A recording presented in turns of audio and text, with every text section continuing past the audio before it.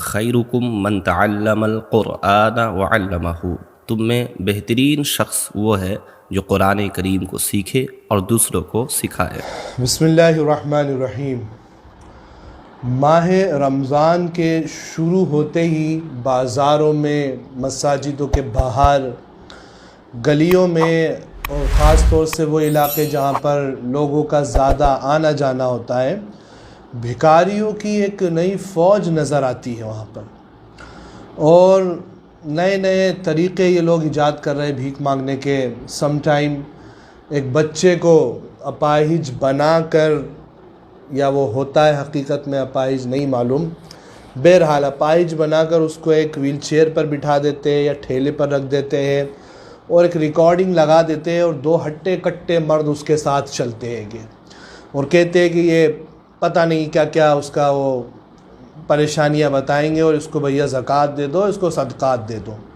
وہ ہٹے کٹے ان کو کما کر وہ نہیں کھلا سکتے ان کو، لیکن وہ جگہ جگہ اس کو لے کر گھومتے ہیں کہ اسی طرح مساجدوں کے باہر ٹیمیں لگی رہتی ہے، بازاروں میں، ہوٹلوں کے باہر ہوتی ہے۔ صبح صبح مائک اسپیکر لے کر ہمارے گھروں کے نیچے آتے ہیں بھکاری، اور رمضانوں میں ان کی تعداد بہت بڑھ جائے گی۔ تو شریعت مطہرہ کیا حکم دیتی ہے؟ ان کو پیسے دینا چاہیے یا نہیں دینا چاہیے؟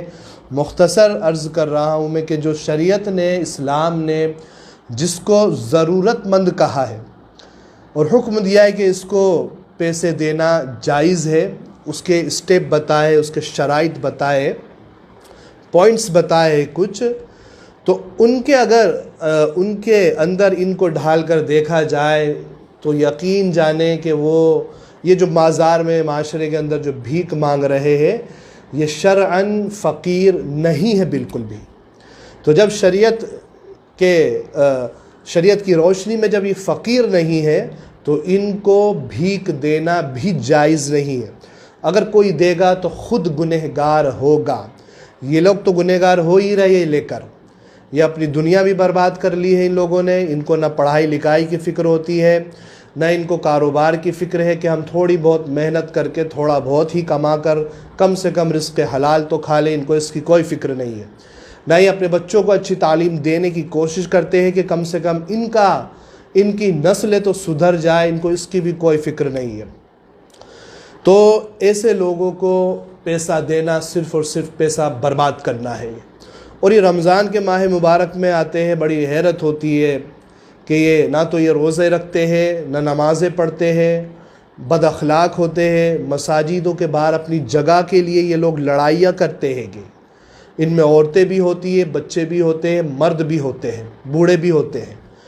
تو مختصر چیز یہ ذہن میں رکھے کہ جو رمضانوں میں آپ کے گھروں کے باہر یا ہوٹلوں کے باہر یا کہیں بھی پیشہ ور بھکاری، جنہوں نے اپنا پیشہ ہی بھیک مانگنا بنا لیا ہے، جو سالوں سے بھیک مانگ رہے ہیں، اور ان کی ایک چھوٹی سی علامت یہ کہ ان کو کتنا بھی پیسے دے دو، یہ اپنے ہاتھوں کو نہیں روکیں گے، یہ ہمیشہ بھیک مانگتے رہیں گے۔ تو یہ ضرورت مند نہیں ہے۔ شریعت نے ضرورت مند کو دینے کی اجازت دی ہے، یہ ضرورت مندوں میں سے نہیں ہے، یہ پیشہ ور بھکاری ہے۔ تو لہٰذا ایسے لوگوں کو بھیک دینا گویا خود گناہ کرنا ہے، اور وہ لوگ تو گنہگار ہو گئے ہی۔ اور یہ جو جنریشن ٹو جنریشن یہ اب تک بھیک مانگ رہے ہیں، اس پر عوام کی ایک بہت بڑی غلطی ہے کہ ہم ان کو دے دیتے ہیں۔ خصوصاً خواتین ہماری جو گھروں پر ہوتی ہے، بہت جلدی ترس کھا کر 10، 20، 50 روپے ان کو دے دیتی ہے۔ تو ان تک بھی یہ بات پہنچائے کہ یہ جو لوگ بھیک مانگ رہے پیشہ ور بھکاری ہیں، ان کو ہرگز بھیک نہ دے۔ اور خاص طور سے وہ جو بچوں کو لے کر گھوم رہے ہیں مائک اور اسپیکر لے کر، ان کو ہرگز نہ دیں۔ یہ ایک بہت بڑا مارکیٹ چلا رہے ہیں، بزنس چلا رہے ہیں بھیک مانگنے کا۔ ہاں، اگر کھانے کا مطالبہ کر رہے ہیں، اگر لگ رہا ہے کہ بھوکے ہیں تو کھانا کھلا دے، کوئی حرج نہیں ہے۔ اسلام نے کھانا کھلانے کو بڑی ترجیح دی ہے، چاہے کوئی بھی مذہب ہو، اس کا کوئی بھی ہو شخص، وہ کھانا کھلانے میں کوئی حرج نہیں ہے، لیکن ان کو پیسے ہرگز نہ دے، ورنہ یہ آنے والی بھی نسلیں ان کی اسی طرح بھیک مانگتی رہے گی۔ اور یقین جانے اگر ہم نے آج ان کو پیسے دینا بند کر دی، یہ کچھ ہی سالوں میں مارکیٹ سے غائب ہو جائیں گے۔ مجبوراً ان کو کچھ نہ کچھ محنت کرنا پڑے گی، مشقت کرنا پڑے گی، اور پھر دھیرے دھیرے یہ لوگ کیا ہو گئے، صحیح راستے پر آئیں گے۔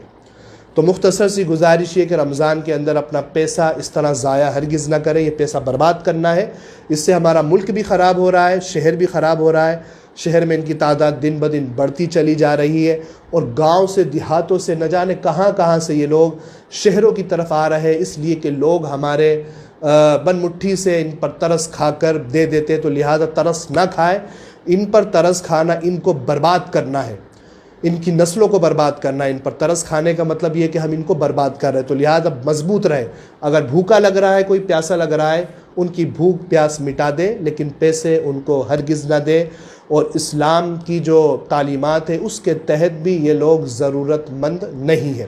اللہ تبارک و تعالیٰ اس پر ہمیں عمل کرنے کی توفیق عطا فرمائے، اور کوشش کرے کہ اگر پیسہ ہے ہمارے پاس تو ایسی جگہ خرچہ کرے کہ جہاں پر خرچہ کرنے سے ہمیں ثواب بھی ملے اور اللہ تبارک و تعالیٰ کی بارگاہ میں قبول بھی ہو۔ السلام علیکم ورحمۃ اللہ وبرکاتہ۔ انسان کا شرف، اس کی عزت اور اس کا وقار علم ہے۔ اس لیے سیدنا علی المرتضیٰ فرماتے ہیں ہم اللہ کی تقسیم پہ راضی ہو گئے، اس نے ہمیں علم عطا کر دیا اور جاہلوں کو مال دیا۔